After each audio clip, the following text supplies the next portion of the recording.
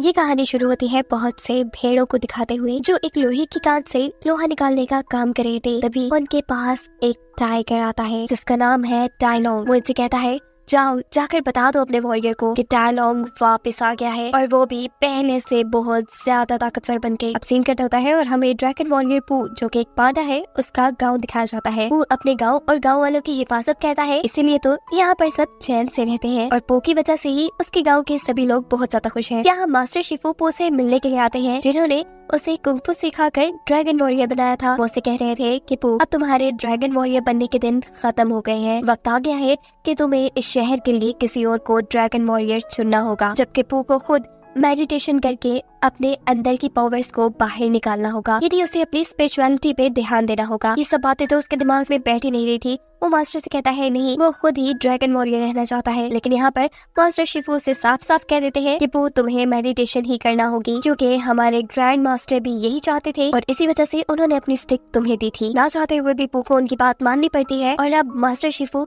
शहर में एक इवेंट रखते हैं नया ड्रैगन वॉरियर चुनने के लिए। इस इवेंट पे बहुत से कुंफू चैंपियंस आते हैं और अपनी अपनी स्किल्स दिखाते हैं। मास्टर शिफू पू से कह रहे थे कि अब तुम इनमें से किसी एक को ड्रैगन वॉरियर चुनो। वो यहाँ पर खड़े सभी लोगों के चेहरे देखता है जो उसके ड्रैगन वॉरियर न होने की वजह से अब उदास थे, जिनको देखने के बाद पू सबसे कहता है कि मैं ही अगला ड्रैगन वॉरियर हूँ और मैं ही आगे भी ड्रैगन वॉरियर रहूंगा। इस बात से मास्टर शिफू नाराज हो गए थे। वो उसे दोबारा समझाते हैं और कहते हैं तुम्हारा स्पिरिचुअलिटी के अंदर जाना बहुत ज्यादा जरूरी है, तुम्हें मेडिटेशन करनी चाहिए। इस मर्तबा पू उनकी बात करने के लिए मेडिटेशन करने तो बैठ जाता है, लेकिन तभी उसे फील होता है कि उसके महल के अंदर कोई घुस आया है। ये एक फॉक्स थी जो उसके महल में चोरी करने के लिए आई थी। वो अपनी अच्छी कुंफू स्किल्स का इस्तेमाल करते हुए बहुत ही आसानी से इस फॉक्स को पकड़ लेता है और चूंकि वो चोरी करने के लिए आई थी इसलिए पू उसे जेल में भी करवा देता है। जिस दौरान फॉक्स को जेल में लेकर जाया जा रहा था उसी दौरान यहाँ पर एक भेड़ आता है जो कि टाइलोंग का पैगाम पू तक लेके आया था कि टाइलोंग वापस आ गया है और उससे अब पू को लड़ना था। ये सुनकर पू थोड़ा सा घबरा जाता है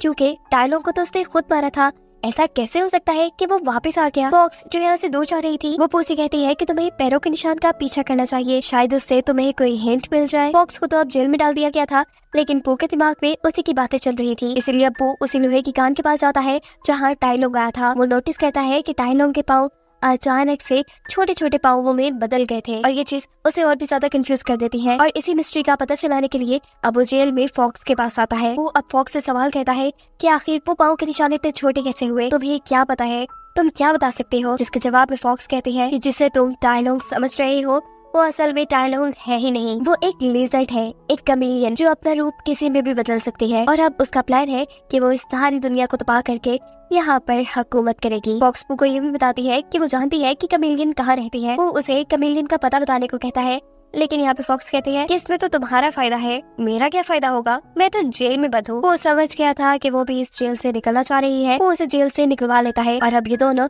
कमेलियन को पकड़ने के लिए निकलते हैं। रास्ते में पू और फॉक्स दोनों ही बहुत बातें करते हैं, जहाँ फॉक्स उसे बताती है कि जब मैं छोटी थी तो मेरे पेरेंट्स मर गए थे, उस मुश्किल वक्त में कुछ चोरों ने उसे सहारा दिया, उसे पाल पोस कर बड़ा किया और चोरियां करना सिखाई, जिसकी मदद से ही आज वो अपना गुजर बसर कर रही थी। वो पू को ये भी बताती है कि उसके सभी साथी उसी शहर में रहते हैं जहाँ पे कमेलियन रहती है, इसीलिए तो वो कमेलियन के बारे में इतना जानती थी। अब वो पू को लेकर अपने साथियों से मिलवाने के लिए आती है जो पू को बहुत क्यूट लग रहे थे, लेकिन असल में ये थे बहुत खतरनाक। खैर पू को तो अब कमेलियन के महल जाना था। अब क्योंकि वो कमेलियन का दुश्मन था, सीधे रास्ते से कोई उसका वेलकम तो न कहता। वो लोग छुप कर महल के अंदर जाते हैं, लेकिन पीछे के रास्ते में भी उन्हें बहुत से क्रोकोडाइल सोल्जर्स का सामना करना पड़ता है जो कि कमेलियन के थे। फॉक्स पू से धीरे धीरे से यहाँ से निकल जाने को कहती है, लेकिन पू की एक अजीब सी हरकत से सभी क्रोकोडाइल्स जाग जाते हैं। इससे पहले कि क्रोकोडाइल्स उन्हें पकड़ लेते, फॉक्स और पू दोनों ही भागते भागते महल के अंदर पहुंच जाते हैं। महल के मेन एरिया तक जाते जाते उन्हें बहुत से ट्रैप्स का सामना भी करना पड़ा था। अब हम देखते हैं कि पू जल्दी जल्दी आगे आगे बढ़ा था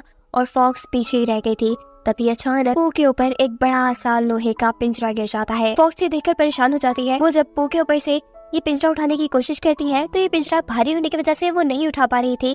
इस टाइम पर पू उसे अपनी जादुई छड़ी दे देता है जिसकी ताकत से वो ये पिंजरा उठा सके, लेकिन फॉक्स के हाथ पे छड़ी आते ही वो तो ऐसी बदली कि जैसे पू को जानती ही ना हो। इसी टाइम पर कमेलियन यहाँ आती है और उसे देखकर हंसने लग जाती है और बोलती है, तुम्हें क्या लगा ये फॉक्स तुम्हारी मदद करेगी? अरे बचपन से तो इसे मैंने पाला है, ये मेरे लिए काम कर रही थी, मैंने ही इसे काम दिया था कि तुम्हारा भरोसा जीतकर तुम्हारी ये छड़ी हासिल करे। कमेलियन अप्पू को यहाँ पर फॉक्स की स्टोरी सुनाती है और कहती है कि जब ये छोटी सी थी तो मैंने देखा ये अकेली है, लेकिन अकेली होने के साथ साथ ये बहुत ही ज्यादा होशियार और हिम्मत वाली थी, इसीलिए मैंने इसे पाला पोसा और यही वजह है कि ये आज तक मेरे काम आ रही है। जिस दिन ये मेरे काम आना बंद हो जाएगी मैं इसे छोड़ दूंगी। ये बातें तो फॉक्स भी सुन चुकी थी। उसे तो यकीन ही नहीं आ रहा था कि जिसे उसने इतनी इज्जत दी, अपना मास्टर माना, वो सिर्फ फॉक्स का इस्तेमाल कर रही थी और अब तक उसने कमेलियन का साथ देकर बहुत बुरा किया है और इससे आगे वो फैसला कर लेती है कि अब कभी वो कमेलियन का साथ नहीं देगी। यार पू कमेलियन से पूछता है कि आखिर तुम चाहती क्या हो, तुम्हें मेरी छड़ी क्यों चाहिए? जिसके जवाब में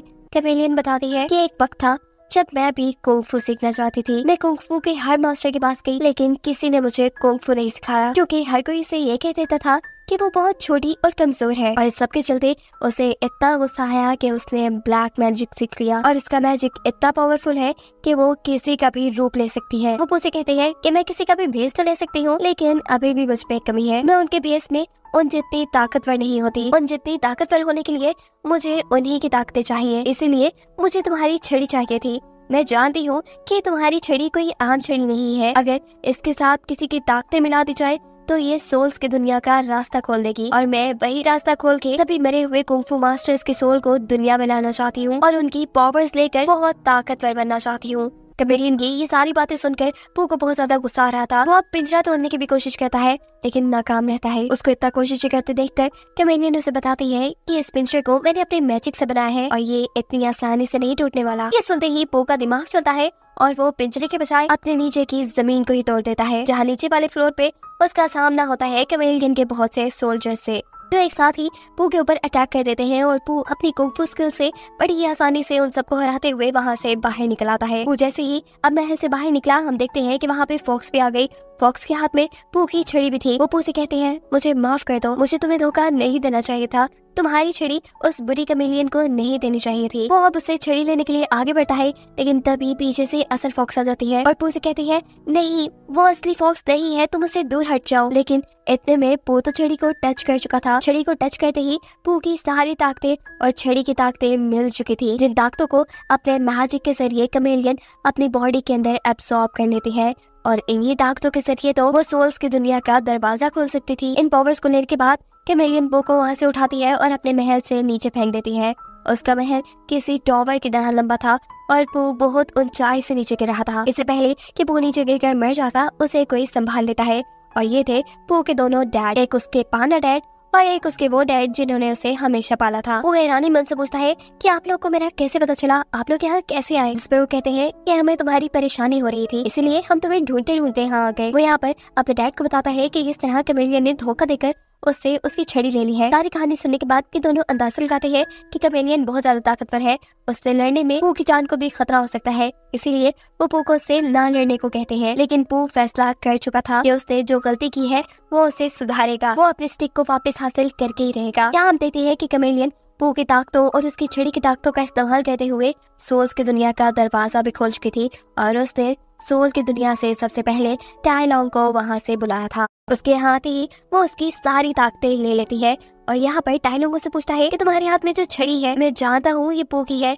उसने तुम्हें ये कैसे दी? कमेलियन कहती है कि मैंने उससे ही ली है। टाई लॉन्ग जवाब में कहता है, ऐसा नहीं हो सकता कि पू अपनी छड़ी इतनी आसानी से तुम्हें दे दे। जिसके जवाब में कमेलियन उससे कहती है, अरे नहीं, उसने कहा दी है, मैंने उससे छीन ली है और अब मैं इसकी मदद से सोल्स की दुनिया से सभी कुंग-फू मास्टर्स को बुलाकर उनकी ताकतें ले लूंगी। ये सुनते ही टाई लॉन्ग को भी गुस्सा आता है और वो यहाँ कमेलियन के आदमियों को मारना शुरू कर देता है। उसे ऐसा करते देखकर कमेलियन उसकी सारी पावर्स को अपने अंदर एब्सॉर्ब कर लेती है और जब वो कमजोर सा हो जाता है तो वो उसे एक पिंजरे में कैद कर देती है। बिल्कुल टाई लॉन्ग की तरह ही अब वो सोल्स की दुनिया से एक एक करके सभी मास्टर्स को निकालती है और उनकी पावर्स ले लेके उनको कमजोर करके पिंजरे में कैद कर देती है।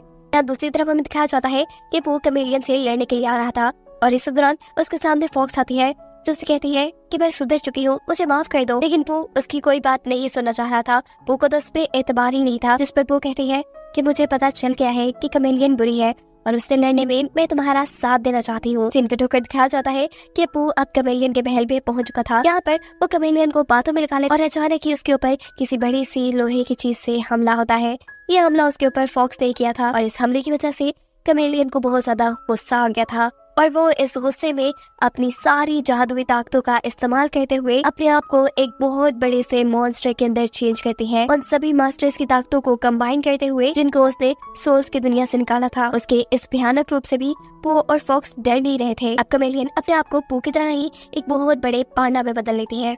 वो भी अब उससे फाइट करा था, लेकिन फाइट करते करते जाहिर बात है उसकी ताकतें कम हो चुकी थी और कमेलियन उसे एक पिंजरे में कैद कर चुकी थी। यहाँ फॉक्स जो उसे पिंजरे में दिखती है वो उसे बाहर निकालने की कोशिश करती है, लेकिन वो उसे कहता है नहीं, तुम इसमें अपनी ताकत जाया ना करो, तुम खुद भी कमेलियन से लड़ सकती हो। और इस काम के लिए वो उसे अपनी छड़ी दे देता है। उस छड़ी को लेते ही फॉक्स के अंदर अजीब सी ताकतें आ गई थी और अब छड़ी के एक ही बार से वो कमेलियन को नीचे गिरा देती है। जबकि दूसरी तरफ दिखाया जाता है कि पो भी जेल से आजाद हो चुका था। उसे पिंजरे से बाहर निकलता देखकर ये फॉक्स उससे सवाल करती है कि अगर तुम खुद ब खुद इससे निकल सकते थे तो तुमने फिर अपनी छड़ी मुझे क्यों दी। जवाब में पो कहता है क्योंकि मैं जानता था तुम बहुत ताकतवर हो, मैं तुम्हें सिखा रहा था कि तुम्हें अपने ऊपर भरोसा रखना चाहिए, जो कि तुमने कुछ ही देर में सीख लिया। उनकी इन्हीं बातों के दौरान पीछे से कमेलियन पो के ऊपर हमला करती है, लेकिन पो तो इस हमले के लिए पहले से ही सैन्य तौर पर तैयार था। वो अपने आप को इस हमले से बचा भी लेता है और अब अपनी छड़ी को घुमाते हुए उसके ऊपर ऐसा हमला करता है कि वो नीचे गिर जाती है। वो अब उसके ऊपर छड़ी मारता है और उसके अंदर से सभी कुंग-फू मास्टर्स की पावर्स को बाहर निकाल लेता है। वो सबकी पावर्स सबको वापस करता है। सभी मास्टर्स पहले जैसे हो जाते हैं और कमेलियन पहले की तरह कमजोर हो जाती है। अपनी ताकतें वापस मिलते ही सभी कुंग-फू मास्टर्स वो के आगे सर झुकाते हैं और यहाँ डायलॉग उसे कहता है कि पहले मुझे लगता था कि तुम्हारा ड्रैगन वॉरियर बनने का फैसला ठीक नहीं है, लेकिन अब मैं जान गया हूँ कि तुम भी एक अच्छे ड्रैगन वॉरियर हो। जिसके बाद अब वो सारे पू से कहते हैं कि हमें वापस सोल की दुनिया में जाना होगा। उनकी ये बात सुनते ही पू उनके लिए अपनी छड़ी से सोल की दुनिया का दरवाजा खोल देता है और ये लोग सही सलामत अपनी दुनिया में वापस चले जाते हैं। डायलॉग जो सबसे पीछे था, हम देखते हैं कि वो जाते जाते कमेलियन को भी गले से पकड़ लेता है और पू से कहता है ये भी इतनी अच्छी नहीं है, यहाँ रहने के लायक नहीं है, इसे भी हमारे साथ ही चलना चाहिए। कमेलियन के जाने से यहाँ पे खतरा खत्म हो जाता है, सब कुछ पहले की तरह ठीक हो जाता है। इसीलिए पू अब फॉक्स को लिए